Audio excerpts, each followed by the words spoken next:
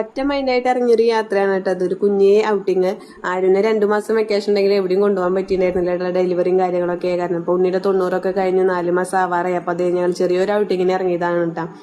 അപ്പൊ അതേ ഒറ്റ മൈൻഡ് എന്ന് പറയാൻ കാരണം ഞങ്ങൾക്ക് എങ്ങോട്ടാ പോകേണ്ടത് എന്നുള്ള ഒരു ഇതുണ്ടായിരുന്നില്ല. കടല് കാണാനാണോ പോകേണ്ടത് അതോ സൂലിക്കാണോ വരണ്ടേ എന്നുള്ള ഒരു ഇത് കൺഫ്യൂഷനിലാണ് വന്നിരുന്നത്. പിന്നെ മഴ കാരണം കടലിൽ ഇറക്കുക അങ്ങനെ ഒരു കൺഫ്യൂഷൻ ആയ കാരണം പിന്നെ ഞങ്ങൾ കടല് എന്നുള്ളത് ക്യാൻസൽ ചെയ്ത് നേരെ സൂലിക്ക് വന്നു.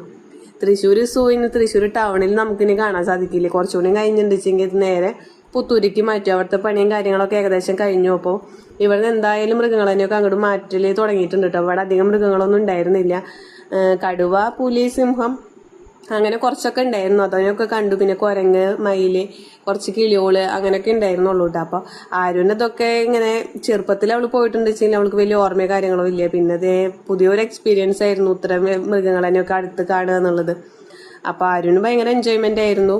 അപ്പോൾ കുട്ടിക്ക് എന്തായാലും കാണിച്ചു കൊടുത്തു. അതൊക്കെ കഴിഞ്ഞു. ഞങ്ങള് കുറെ അവിടെ നടക്കലും കാര്യങ്ങളൊക്കെ കഴിഞ്ഞിട്ടോ. പക്ഷെ നടക്കാണ്ട് വെച്ചെങ്കിലും നമുക്ക് അവിടെ അധികം മൃഗങ്ങളുടെ കാര്യങ്ങളൊന്നും ഉണ്ടായിരുന്നില്ല. പിന്നെ അതേ തൃശ്ശൂർ ടൗൺ ആണ് എന്ന് പറഞ്ഞിട്ട് യാതൊരു കാര്യം ഉണ്ടായിരുന്നില്ല കേട്ടോ. തൃശ്ശൂർക്കാരനോ അതോ അത് മലയാളം പറയണവരനെ തന്നെ ഞങ്ങൾ അവിടെ 1 2 കണ്ട മതിയാണ്. കാരണം ബസ്സോള് ഇങ്ങനെ വന്ന് നിൽക്കാണ്. തമിഴന്മാര്, ഹിന്ദിക്കാര്, അതേമാതിരി അറബി പറയണ കുറെ ആൾക്കാരനൊക്കെ ഞങ്ങൾ കണ്ടുകൂട്ടാ. അങ്ങനെയായിരുന്നു. ഞാൻ എന്നിട്ട് ചോദിക്കുന്നത് തൃശ്ശൂർ തന്നെയാണോ എന്നാണ് ചേട്ടൻ്റെ അടുത്ത് ചോദിച്ചത്. അങ്ങനെ അത്രയും വ്യത്യാസമായിരുന്നു പുറത്തുനിന്നുള്ള ആൾക്കാരും വന്നിട്ട്. എന്തായാലും ഇവിടുന്ന് മാറുകയാണല്ലോ, അപ്പോൾ എല്ലാവരും വന്ന് കണ്ടു. പിന്നെ ഞങ്ങൾ നെഹദിയെ പോയിട്ട് അസലായി ഒരു കുഴിമന്തിയൊക്കെ കഴിച്ച് ഇന്നത്തെ ഔട്ടിങ് ഞങ്ങൾ ചെറുതായിട്ടൊന്ന് സ്റ്റോപ്പ് ചെയ്തിട്ടുണ്ട് കേട്ടോ.